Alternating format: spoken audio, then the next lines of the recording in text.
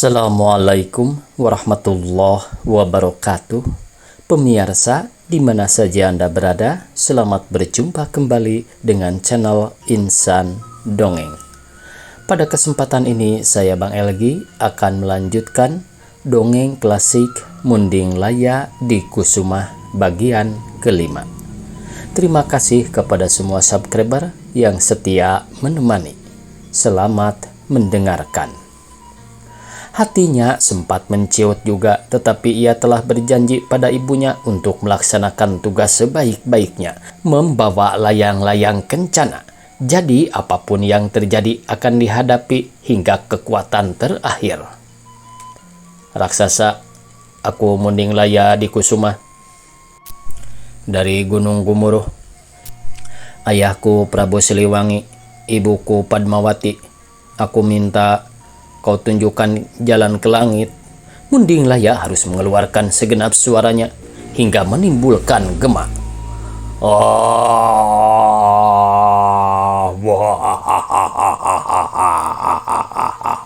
Raksasa itu mengeram sambil menundukkan kepala ke bawah, menyibak dahan-dahan pohon. Ketika melihat Munding Laya berdiri tegak, raksasa itu membuka mulutnya, menyemburkan bau mulut dan air liur yang busuk, hendak menerkam Munding Laya. Untunglah Munding Laya sempat menghindar, tetapi raksasa itu tetap mengejar. Wajah seram dan mata yang tak kelihatan karena tertutup pucuk pohon-pohon besar terus mengendus keberadaan Munding Laya. Mulut merah besar itu berteriak-teriak marah, suaranya memekakan telinga, membuat Munding Laya menutup telinga sambil bersembunyi di balik pohon mahoni besar. Tapi lidah raksasa itu menjulur sedikit lagi menuju ke arahnya, membuatnya melompat dan berlari berlindung di balik pohon. Terus-menerus raksasa itu mengetahui keberadaannya dengan penciuman amat tajam. Dikejarnya Munding Laya.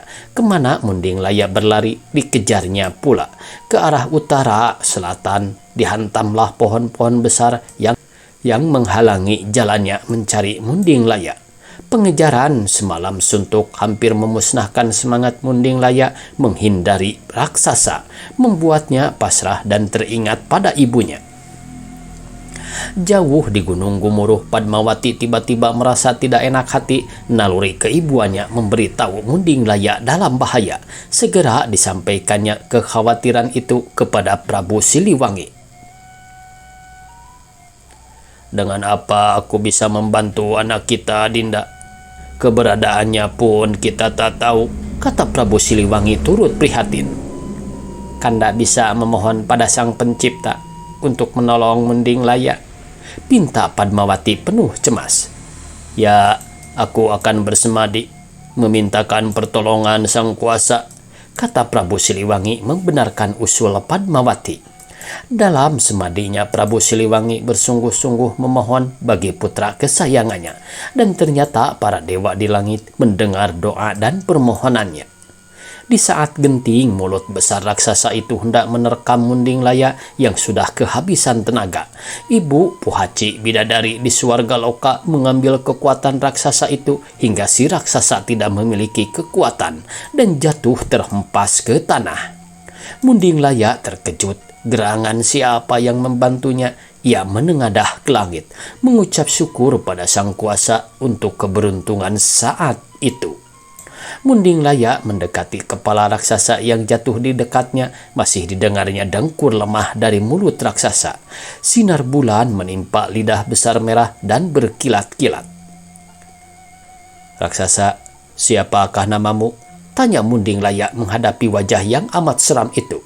Dicabutnya keris si tudung musuh, ditempelkannya di kening raksasa.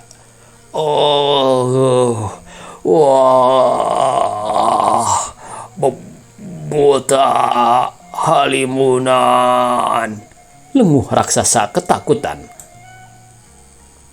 Raksasa, tolong tunjukkan jalan ke langit, pinta Munding Laya sungguh-sungguh.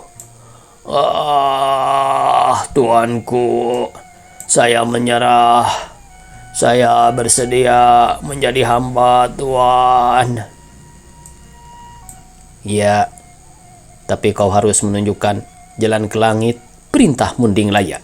Raksasa itu mengangguk hingga pohon-pohon di sekitarnya berguncang. Setelah beberapa saat raksasa itu mampu bangkit dan berdiri, tapi tidak setegak dan sekuat semula.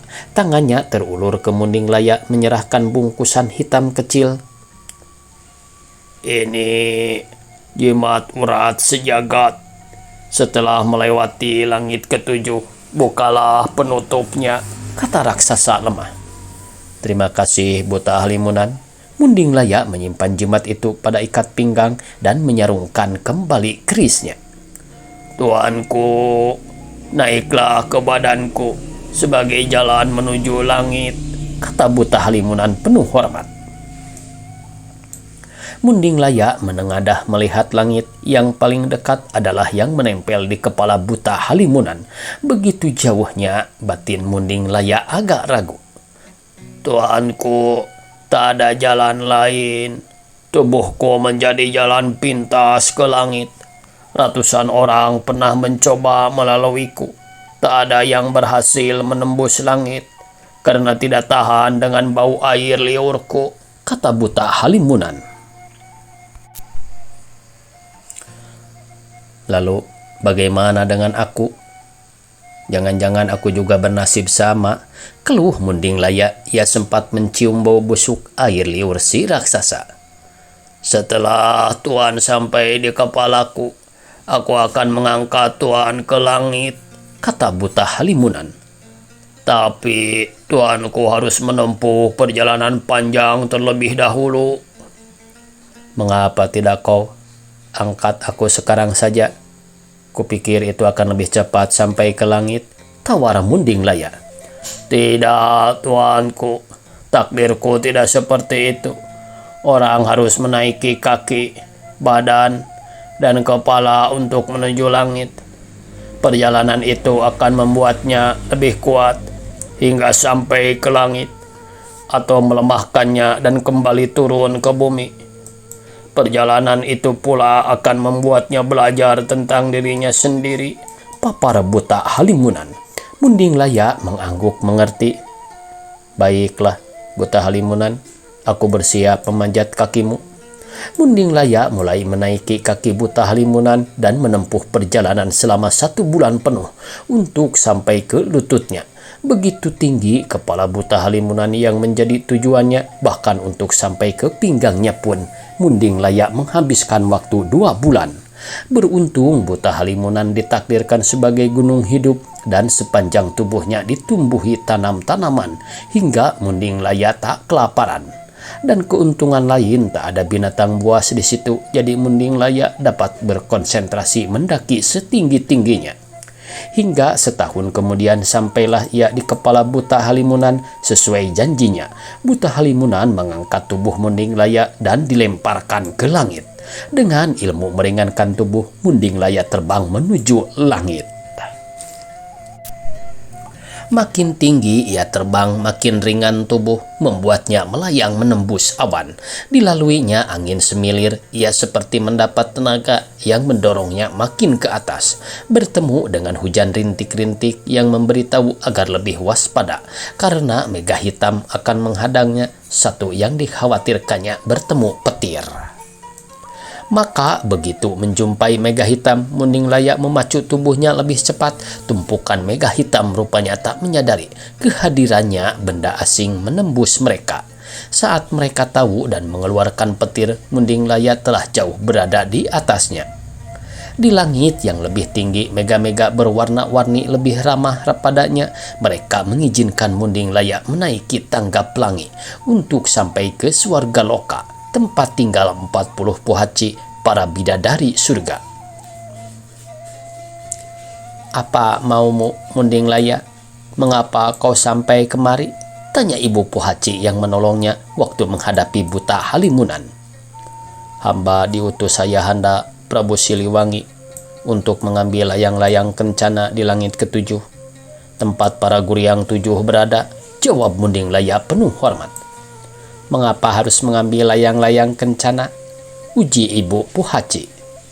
Untuk kejayaan negeri Gunung Gumuruh, Pajajaran, dan negeri-negeri jajahan kami. Juga untuk kebangkitan kerajaan-kerajaan baru yang akan muncul jawab Munding Laya. Jadi bukan hanya untuk dirimu sendiri? Tanya Ibu Pohaci tak percaya. Tidak Ibu, memikirkan orang banyak berarti diri sendiri juga termasuk. Tetapi jika kita memikirkan diri sendiri, belum tentu teringat pada orang banyak, kata Munding Laya bijak, membuat para Pohaci mengangguk mengiyakan. Berhati-hatilah, kami akan mengiringimu, kata Ibu Pohaci sambil menyuruh para Pohaci bersiap-siap. Lindungi Munding Laya sampai ke langit 7. Munding Laya diangkat terbang dari Swarga Loka begitu cepat menembus lapisan demi lapisan langit. Hawa dingin dan panas bergantian menerpa badan Munding Laya, tetapi kekuatan tekad menjadikannya siap menghadapi rintangan apapun. Ibu Pohaci iba melihat Munding Laya yang kadang menggigil kedinginan, lalu berganti menutupi wajah karena kepanasan. Maka diselubunginya Munding Laya dengan sayap halusnya. Kini Munding Laya punya tameng yang kuat terhadap perubahan hawa di sekitarnya. Bertahanlah Munding Laya, sebentar lagi kau akan sampai di langit ke-7. Siapkan dirimu, karena sedari awal akan ada serangan dari pasukan Guryang 7, kata Ibu Pohaci memeringatkan. Jangan lupa pesan Buta Halimunan. Munding Laya refleks meraba ikat pinggangnya dan merasa lega karena jimat urat sejagat masih ada di situ. Terima kasih Ibu Pohaci. Munding Laya diturunkan agak jauh dari pintu gerbang langit ke-7 di batas kekuasaan para Pohaci. Suasana di langit ke-7 sangat berbeda dengan Swarga Loka. Di sini berhawa panas, bahkan sesekali semburan api muncul dari sana-sini. Jika tak sigap menghindar, akan terkena lidah api. Sambil menghindari titik api yang muncul tak tentu arah, Munding Laya berjalan menuju gerbang langit ke-7. Baru juga melewati gerbang, ia dikepung hantu 100.000. Semuanya berwajah menyeramkan. Gerakan mereka yang cepat dan serba melayang semula membuat Munding Laya kebingungan. Tetapi ia mengikuti irama mereka, ikut terbang berputar-putar. Putaran para hantu itu membentuk arus. Jika Munding Laya berada di tengah lingkaran, akan tergerus arusnya. Tetapi karena Munding Laya bergerak mengikuti para hantu, ia hanya perlu menyamakan kecepatan gerakannya. Dan di saat yang tepat, ia bisa berbalik arus dan menyerang para hantu. Itulah rencana cerdik Munding Laya. Dengan tekun diikutinya pola hantu-hantu itu yang hanya mengikuti perintah. Tak ada yang punya inisiatif memperbaiki siasat serangan. Mereka terus berputar. Makin lama makin cepat Munding Laya perlahan mencabut keris si tudung musuh dan masih terus bergerak memutar dalam arus para hantu. Sesaat kerisnya mengeluarkan sinar membentuk famor rusa betina raksasa. Munding Laya berbalik dan bergerak melawan arus. Pamor rusa betina raksasa digunakannya untuk membabat habis para hantu, membuat lingkaran makin lama makin kecil, menyisakan beberapa hantu yang akhirnya lari terbirit-birit. Hantu-hantu yang kalah lumar menjadi air yang segera meresap ke dalam permukaan langit ke-7. Munding Laya menghela napas lega, hendak menyarungkan lagi kerisnya ketika datang setan 10.000 menyerangnya dengan tombak runcing. Munding Laya tak sempat berpikir. Pamor rusa betina yang masih bersinar di kerisnya makin membesar, membantu melindungi Munding Laya dari lemparan tombak. Sekali tebas, puluhan setan jatuh tak berdaya. Rusa betina mengamuk menyerang para setan yang berwajah mengerikan. Melanduk, melempar, menendang setan dari mana saja yang menyerang Munding Laya. Belum selesai pertarungan dengan setan 10.000, datang gerombolan kelelawar raksasa yang tenaganya lebih kuat dari para setan dan hantu. Bertambahlah beban pamor rusa betina raksasa dengan tugas melindungi Munding Laya. Sekaligus menyerang para setan dan kelelawar, Munding Laya pun sempat khawatir. Tapi tanpa diduga, rusa betina raksasa melepaskan diri dari ujung keris, lalu mengembang menyelubungi Munding Laya, melindunginya dari gigitan kelelawar pengisap darah, dan mengombang-ambingkan semua yang menyerangnya. Beberapa kelelawar berusaha menerobos pamor rusa betina mengincar daging Munding Laya. Gigi-giginya yang runcing dengan mata haus darah tampak sangat menyeramkan. Tenaganya kuat hingga mampu menembus pamor rusa betina raksasa. Tapi Munding Laya berusaha sekuat tenaga bertahan dari dalam tubuh rusa yang menyelubunginya, menusuk kelelawar satu persatu. Rusa betina berputar-putar menyepaki kelelawar yang hendak menembus pamornya untuk memakan Munding Laya. Setiap kelelawar yang tersepak jatuh ke permukaan langit ketujuh dan bergelimang mati. Sampai akhirnya seluruh setan dan kelelawar habis tak bersisa. Setan-setan yang kalah berubah menjadi api yang segera padam terinjak pamor rusa betina raksasa. "Terima kasih," kata Munding Laya hendak menyerungkan kerisnya. "Tunggu, aku harus kembali pada si tudung musuh," kata rusa betina. Munding Laya meluruskan kerisnya dan pamor rusa betina makin mengecil, lalu menghilang masuk ke dalam keris. "Terima kasih Sang Pencipta telah membantu hamba mengatasi semua rintangan," kata Munding Laya tertunduk hormat, lalu menyerungkan kembali kerisnya. Suasana langit ketujuh kembali lengang. Langkah kaki Munding Laya terdengar sebagai satu-satunya suara sampai memasuki ruang dalam. Perlahan sayup-sayup suara sorak-sorai terdengar memberi petunjuk jalan bagi Munding Laya. Jauh ke dalam langit ketujuh ia melihat 7 guriang sedang bermain layang-layang kencana. Munding Laya terperangah terpesona bentuk layang-layang kencana yang memancarkan sinar keemasan. Begitu indah seperti bintang berekor, Munding Laya mendekat membuat para guriang menoleh. Permainan terhenti. Layang-layang kencana diletakkan di bawah. Guriang 7 tertarik dengan kehadiran Munding Laya. Wajah mereka tampak menyeringai kelaparan. "Beruntunglah kita, ada manusia kesukaan kita," kata satu guriang. "Pasti dagingnya manis," timpal yang lain. "Aku mau tulangnya saja, pasti renyah." "Aku ambil hatinya." "Kalau aku, jantungnya saja masih segar dan merah." Guriang 7 berjalan merangsak mendekati Munding Laya yang kini sendirian. Jika tadi ada rusa betina yang akan melindungi, kini siapa lagi yang bisa jadi tamengnya? Munding Laya mengerahkan segenap tenaga dalamnya untuk bersiap melawan dan bertahan terhadap serangan para guriang. Ternyata para guriang itu tak menunggu lagi untuk memakan Munding Laya. Mereka melompat dan menggigit badan Munding Laya tanpa henti. Munding Laya tetap dalam kondisi meditasi ketika 7 guriang itu menyerangnya, menancapkan gigi runcing mereka. Tetapi susah payah mereka melakukannya, tak mempan tubuh Munding Laya ditembus karena Munding Laya telah ditakdirkan kebal senjata. Selain itu, meditasinya telah menciptakan aura hening di sekitar tubuhnya, membuat siapapun yang mendekat menjadi lemah. Para guriang masih berusaha menembus pertahanan Munding Laya, tak henti menggigit dan mencakar sampai mereka lelah dan bosan. "Hei manusia, apa yang kau mau sekarang?" gertak mereka. Munding Laya membuka mata menyudahi meditasinya. "Aku disuruh ayahandaku, Prabu Siliwangi, Raja Gunung Gumuruh, untuk mengambil layang-layang kencana." Sambil berkata begitu, Munding Laya bergerak cepat mengambil layang-layang kencana yang tergeletak di bawah, dikalungkan ke belakang tubuhnya. Tampaklah Munding Laya seperti menggendong sinar terang benderang. Guriang 7 ternyak dan mengejar Munding Laya, berusaha merebut layang-layang kencana. Mereka menerkam dari kanan, kiri, depan, dan belakang. Munding Laya terus berlari menghindar sambil menendang guriang yang hendak merebut layang-layang kencana. Tiba-tiba ia teringat jimat urat sejagat yang diberi buta halimunan. Diambilnya botol kecil dari ikat pinggangnya, dioleskan ke telapak tangan kanan, lalu dipukulkannya ke guriang yang paling dekat. Brak!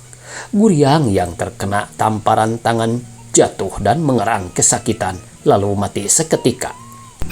Waktunya habis pemirsa, dicukupkan sekian. Semoga esok kita bisa berjumpa kembali. Billahi taufiq wal hidayah. Wassalamualaikum warahmatullahi wabarakatuh.